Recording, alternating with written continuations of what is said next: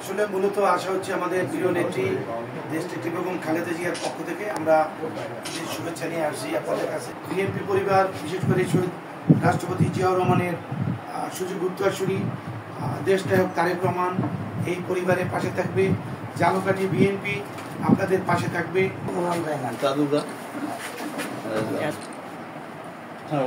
এটি হচ্ছে আপনার ঈদের দিনের গিফট।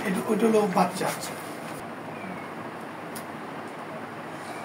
আপনারা জানেন যে ফ্যাসিবাদ বিরোধী জুলাই আগস্ট আন্দোলনে শুধু নয়, 2008 থেকে ফ্যাসিবাদ বিরোধী আন্দোলনের 17 বছরে যারা শহীদ হয়েছেন, গুম হয়েছেন, তাদের প্রতিটি পরিবারের পাশেই দেশনায়ক তারেক রহমান বিএনপির পক্ষ থেকে উপহার সামগ্রী এবং খোঁজখবর নেওয়ার চেষ্টা করছেন।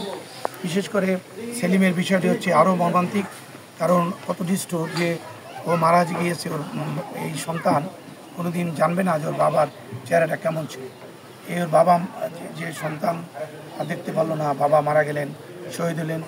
শহীদ পরিবারের প্রতি দায়িত্ব থেকে আমাদের প্রিয় নেত্রী দেশনেত্রী বেগম খালেদা জিয়া ও শিশুকন্যার জন্য ঈদের পোশাক পাঠিয়েছেন এবং অন্য বাচ্চা যে অন্যান্য যত শিশু বাচ্চা 6 মাসের যা যা দরকার সব কিছুই উনি দিয়েছেন।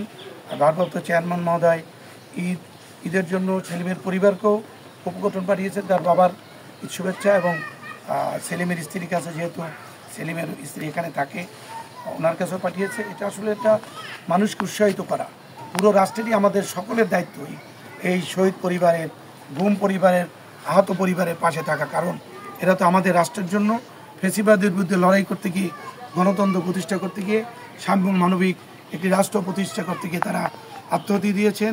তারা ফ্যাসিবাদের সন্ত্রাসীদের গুলিতে শাহাদাত বরণ করেছেন। স্বাভাবিক কারণে আমরা চাই যে আমরা যেমন এই পাশে দাঁড়িয়েছি, বাংলাদেশের সকল মানুষ এই শহীদদের যে যেখানে আছে, শুধু এখানে না, বাংলাদেশের যে যে প্রান্তে আছে সকল শহীদের পাশে যেন পাড়া প্রতিবেশী যার যার সামর্থ্য অনুযায়ী সকলে থাকে। এবং আমাদের ভারপ্রাপ্ত চেয়ারম্যান মহোদয়ের নির্দেশ হচ্ছে সকল নেতাকর্মীদের প্রতি এই শহীদ পরিবারের সাথে শেয়ারিং করা, তাদের পাশে থাকা।